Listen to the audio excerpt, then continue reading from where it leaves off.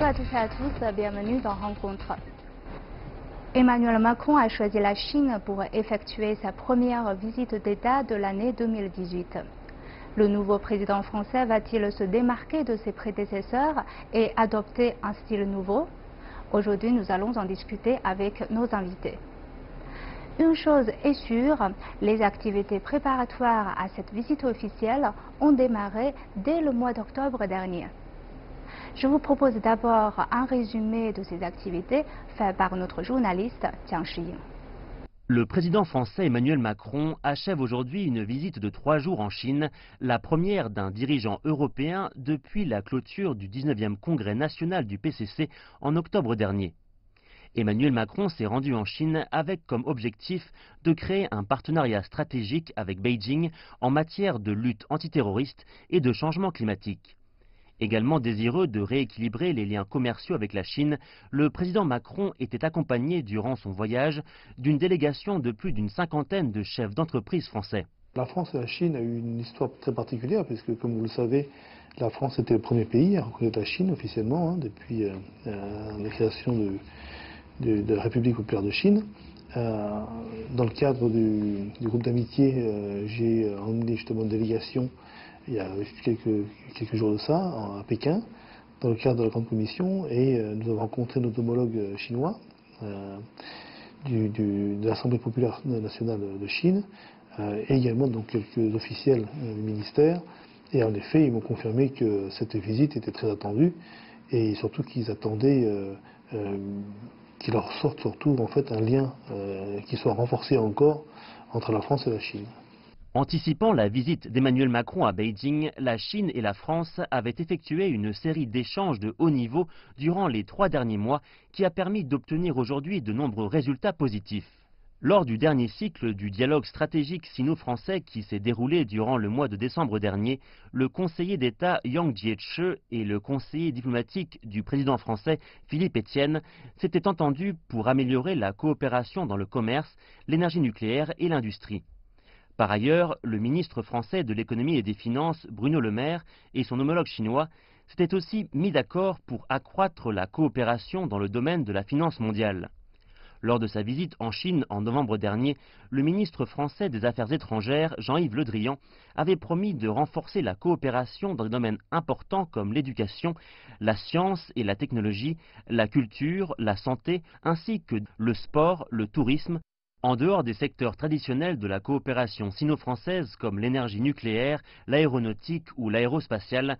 La visite d'Emmanuel Macron aura également permis de stimuler de nouvelles coopérations bilatérales et des investissements croisés dans des domaines comme l'initiative Ceinture et Route, le plan Made in China 2025 ou les énergies vertes.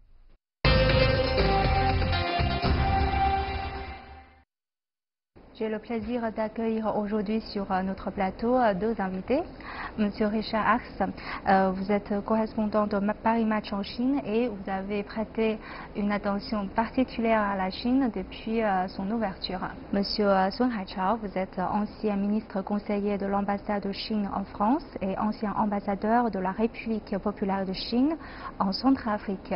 Et dans votre carrière diplomatique de presque 40 ans, vous avez toujours travaillé d'une façon ou d'une autre avec la France. On voit que le président français a choisi la Chine pour effectuer sa première visite d'État de 2018. Pourquoi ce choix d'après vous, monsieur Ars? D'abord, il y a quelque chose d'original, c'est que c'est en tout début d'année. Oui, et en tout début d'année, pour le président de la République française, il y a énormément de cérémonies de vœux. Ah oui. Il y a les corps constitués, c'est-à-dire la haute fonction publique, il y a le corps diplomatique avec l'ambassadeur de Chine, bien sûr, qui est parmi eux, il y a la presse, enfin, il a toute une série de vœux, et au milieu, là, cette année, il a décidé de venir en Chine. C'est donc pas habituel, d'une certaine façon, mais je pense que ça souligne l'importance qu'il y avait aux yeux d'Emmanuel Macron. C'est une façon de souligner l'importance de cette visite. Oui, certainement, c'est la première visite hors d'Europe ou d'Afrique, mais là c'est un peu spécial, la France avec l'Afrique, mais c'est la première visite dans le monde qu'il fait depuis qu'il est président. Vous êtes en Chine depuis le moment de son ouverture et vous avez accompagné plusieurs présidents français lors de leur visite en Chine depuis François Mitterrand en 1983. Et comment diriez-vous la relation sino-française à l'heure actuelle? Elle se porte bien, la relation. C'est-à-dire, il n'y a pas de conflit, il n'y a pas de divergence importante entre la Chine et la France. Il y a même des tas de points diplomatiques où on est d'accord entre la France et la Chine. Ça ne ressemble pas à certaines périodes de tensions qui ont pu exister sous Mitterrand, sous Sarkozy. C'est plus ça du tout. Le calme règne dans la relation entre la France et la Chine, et ça pourrait continuer comme ça. Je pense que la venue de Macron, dans l'idée du président français, il s'agit de donner plus de vie à la relation entre la France et la Chine. C'est-à-dire il vient avec une importante délégation, la plus importante qu'il y ait eu avec un président depuis bien longtemps. Je pense qu'il va y avoir des signatures de contrats. Il en est prévu au moins une cinquantaine, ce qui est beaucoup, plus en tout cas qu'avec ses prédécesseurs. C'est-à-dire que la Chine est arrivée à un niveau de développement où maintenant la France, qui est développée depuis beaucoup plus longtemps, peut travailler avec elle sur des tas de sujets. Et c'est ça que Macron va vouloir faire en venant maintenant dialoguer, passer des contrats, avoir des positions qui s'harmonisent sur toutes sortes de sujets. On voit bien que la Chine a une possibilité de développement hors de Chine, notamment vers la France, qui compte beaucoup. Et tout ça, ça rentre dans le décor de ce premier voyage, le premier voyage de Macron, où je pense que Macron veut marquer une certaine différence avec ses prédécesseurs. Et ses prédécesseurs n'étaient pas tout à fait dans le même contexte. C'est-à-dire qu'il va tenir compte de la réalité chinoise d'aujourd'hui. On verra ce que ça donne. Et alors vous avez travaillé aussi avec la France depuis les années 70.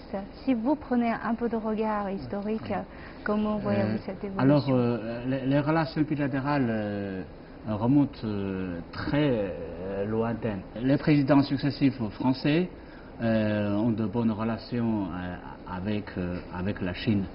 Même après leur septennat au sein quinquennat, ils sont restés toujours amis de la Chine. M. Giscard d'Estaing, c'est un ancien président français, plus de 90 ans. Mais il apprend le chinois. Il apprend le chinois. À partir de sa défaite, à partir de 88. Même après être président, il apprend le chinois. Pourquoi? Pour promouvoir les relations avec la Chine. Mais c'est un exemple évident. Et Jacques Chirac, bien sûr, en Chine, on connaît Jacques Chirac qui fait beaucoup pour de bonnes relations. Et on a beaucoup de points de vue communs, mais même identiques, sur l'avenir du monde, sur l'ordre mondial, le valeur mondiale, et aussi, par exemple, la lutte contre le changement de climat, la lutte contre le terrorisme, et aussi la coopération dans beaucoup de domaines. Vous avez dit que le contexte a bien changé dans le temps de Mitterrand ou dans le temps de Chirac, mais par rapport, par exemple, à son prédécesseur François Hollande, est-ce que vous pensez que le contexte a beaucoup changé? Oui, je pense que du point de vue français, il va y avoir une différence. François Hollande ne connaissait pas du tout la Chine. Son premier voyage, c'était son voyage officiel qu'il a fait en Chine, tandis que Macron est venu une fois, à l'époque où il travaillait dans le privé, pour la banque Rothschild.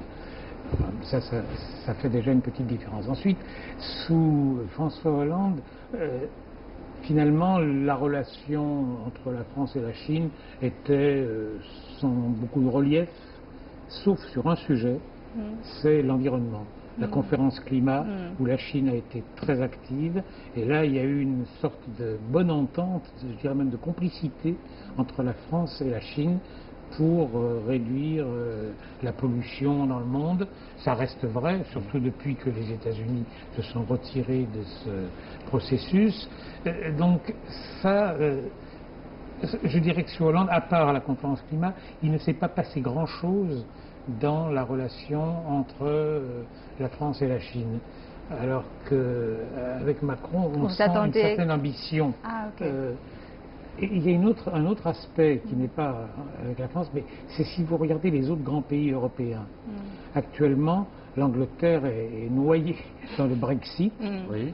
Elle ne sait pas très bien comment organiser ses relations internationales parce que sa priorité, c'est cette question de se détacher de l'Europe. C'est très difficile. L'Allemagne a eu des élections compliquées. On ne sait pas très bien sur qui va s'appuyer dans les années qui viennent Angela Merkel. En tout cas, la priorité n'est pas d'établir, de relancer les relations avec d'autres pays, avec la Chine. Donc la France, c'est tout à fait différent. Macron vient d'être élu, il a une grande majorité à l'Assemblée, il n'y a pas d'élection cette année, il a un peu les mains libres pour décider et faire des choses avec certains pays, et notamment avec la Chine, qui visiblement, dans sa conception, est une certaine priorité, la relation franco-chinoise. C'est pour ça qu'il vient maintenant et qu'il accorde une grande importance, apparemment, à cette visite. Question, pourquoi il a choisi Xi'an comme lieu à part Beijing? Parce que je trouve c'est quand même délicat ce choix de deuxième ville si on choisit Xi'an ou Shanghai. C'est pas la première fois que ça arrive. Hein. Oui, bien sûr. D'autres présidents sont sûr. venus. Sarkozy avait commencé son voyage par Xi'an aussi. Mitterrand y était allé en 1983. Chirac. Et surtout Chirac. Oui. Chirac, c'est plus que ça. Xi'an, ça a été découvert en 1974, je crois, les premières fouilles à Xi'an ont commencé en 1974. Oui. Et 4 ans après, Chirac, qui n'était plus Premier ministre depuis un an, est venu en Chine, est allé à Xi'an, et il est devenu un formidable spécialiste. Et il connaît bien l'histoire chinoise. Et je sais que les archéologues, quand ils trouvaient quelque chose en fouillant, ils lui envoyaient des photos à Chirac, qui faisait des commentaires, qu'il renvoyait aux archéologues. Ça durait tout le temps où il était à l'Élysée, ça.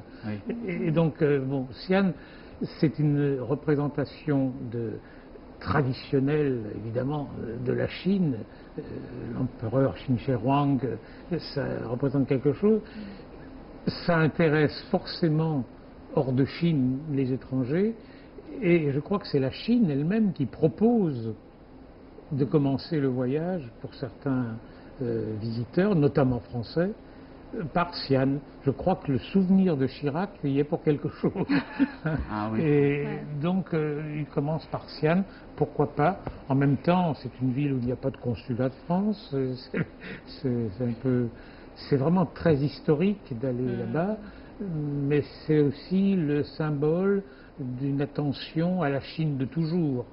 Puisqu'ils vont beaucoup parler à Pékin de la Chine d'aujourd'hui, c'est bien que Macron ait vu aussi la Chine ancestrale. J'ajoute quelque chose. Elle a dit tout à l'heure que alors les Français à tort admirent la culture chinoise, les Chinois aussi.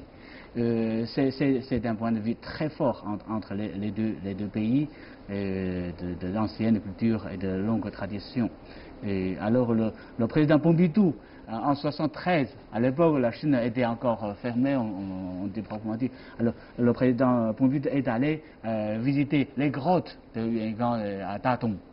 C'est la culture, n'est-ce pas? Monsieur Chirac. C'est lui qui l'avait demandé. Voilà, c'est lui qui pose la question. Il veut visiter l'ancienne culture chinoise. Monsieur Pompidou, c'est le premier président français vient en Chine. Alors, à l'époque, à partir de cette époque-là, alors la nouvelle ère relation sino-française commence. Et M. Chirac, bien sûr, il est allé plusieurs fois. Il a même dit que les soldats souterrains sont 8e merveille du monde, etc. C'est une phrase marquée. Mais de toute façon, le couple a déjà vu le panda. Ah oui, les deux, oui. Alors, oui, bien sûr. Alors, Madame... tout d'abord, Madame Brigitte Macron est venue voir le petit panda. Le petit panda, elle donne le nom. Alors, exaucé au vœu au Petit Pantin le nom. Et puis le président est allé aussi, parce qu'un petit enfant en Chine, on dit qu'un enfant est le bonheur, le premier bonheur de la famille. Mais en Europe, on dit que l'enfant est cadeau donné par le Dieu. Ah, oui. Alors cela signifie quelque chose, c'est un signe de bonne ouverture de relations, une nouvelle ouverture de bonnes relations entre la Chine et la France. C'est une signification forte. Je pense que ce panda devrait, qui est à Beauval, devrait avoir un rang de diplomate. Ah oui, bien sûr, bien sûr, bien sûr. Oui. On a vu que les activités préparatoires à cette visite officielle ont débuté déjà l'année dernière, à la fin de l'année, lors de la visite du ministre des Finances français. Il y avait des dialogues, il y avait beaucoup de choses qui ont été signées. Surtout, les deux parties ont évoqué la coopération dans le cadre de l'initiative Ceinture et Route. Pensez-vous que cette initiative vont devenir un nouveau moteur dans la coopération pour les deux pays? Je pense que oui, mais ça va prendre du temps. C'est-à-dire que l'initiative Ceinture et Route a été lancée par la Chine, observée par beaucoup de pays intéressés, la France entre autres. Mais pour l'instant, c'est surtout la Chine qui s'en sert. On voit bien que les trains, les bateaux qui vont vers l'Europe, entre autres, sont pleins de produits chinois qui sont distribués et vendus à travers l'Europe, mais ils reviennent en Chine presque vides. Et c'est ça qui, peu à peu, va changer. C'est-à-dire, si la situation économique s'améliore en Europe, et en France notamment, on va commencer à s'intéresser un peu plus au commerce que l'on peut faire avec la Chine. Encore une fois, la Chine est un pays qui a évolué économiquement sur les 10 dernières années. Elle a besoin d'autre chose, notamment de produits haut de gamme venant de pays comme la France. Donc je pense que les trains en question, les bateaux en question, vont se remplir plus dans l'autre sens. Mais pour l'instant, j'ai l'impression que la Chine est en avance dans ce domaine. Mais il ne faut pas seulement regarder le train et le bateau pour calculer le commerce, parce qu'il y a d'autres choses qui se passent entre la France et la Chine. Et aussi l'importation française ne se limite pas par les bateaux et, non, bien sûr, mais le train. Je répondais sur cette question-là, oui. Donc, quel est votre avis sur cette initiative de Ceinture et Route? Parce que je sais que votre institut aussi a fait des recherches dans ce domaine. Oui. Alors, j'ai bien remarqué pendant ce discours de la conférence des ambassadeurs français à Paris, en été de l'année dernière, le président Emmanuel Macron parlait de la route, de la nouvelle route de la soie. C'est son propre mot, la nouvelle route de la soie, c'est-à-dire la ceinture et la route. Il dit que la France pourrait profiter de cette initiative chinoise pour promouvoir les petites et moyennes, même grandes entreprises françaises. Il encourage les entreprises françaises à y participer.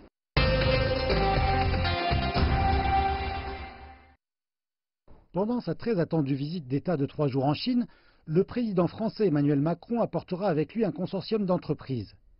Celle-ci devrait signer une 50aine de contrats avec des firmes chinoises. Selon les médias français, les deux pays devraient lancer un fonds d'investissement d'1 milliard d'euros qui visera les entreprises françaises en Chine. Aujourd'hui, la Chine est l'un des marchés les plus importants pour les entreprises françaises. Well, in the past 20 years, we have witnessed in China Au cours des 20 dernières années, nous avons vu tout un tas de réformes en Chine et d'ouverture du marché. Nous sommes très confiants et très heureux de voir dans le précédent message du Congrès que la Chine va aller vers davantage de mondialisation et d'ouverture. Nous avons très confiance que cette visite aidera à mettre de nouvelles lumières sur davantage d'innovation et à mettre davantage le consommateur au centre. La relation entre la Chine et la France sera encore plus étroite qu'auparavant. De la production à la logistique et à la vente, de nombreuses entreprises françaises de biens de consommation ont construit des chaînes industrielles entières en Chine. L'initiative chinoise Ceinture et Route constituera une importante part des discussions pendant cette visite. Tandis que celle-ci passe du concept à la réalité, des entreprises françaises en ont bénéficié substantiellement. The Belt and Road Initiative L'initiative Ceinture-Route apporte de nouvelles opportunités pour des entreprises comme Decathlon. Prenez la logistique par exemple. En octobre, nous avons lancé notre premier train sur mesure de produits de Wuhan au nord de la France. Avec ce nouveau train, nous bénéficions de réductions de 50% du temps nécessaire et de 36% d'émissions carbone. Tout cela grâce au système ferroviaire sino-européen qui a été développé après l'initiative. La France est d'ores et déjà un membre de la Banque asiatique d'investissement dans les infrastructures. Les analystes disent qu'il reste encore de la marge à explorer pour des projets de plus grande connectivité dans le futur.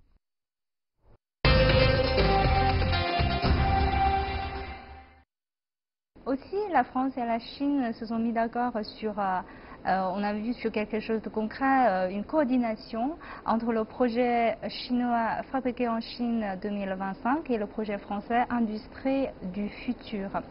Et selon votre expérience, comment cette coopération va bénéficier des deux côtés? Parce que c'est assez nouveau, ce concept. C'est-à-dire qu'on a l'impression que la France et la Chine sont à la recherche de la meilleure façon de travailler, de commercer ensemble.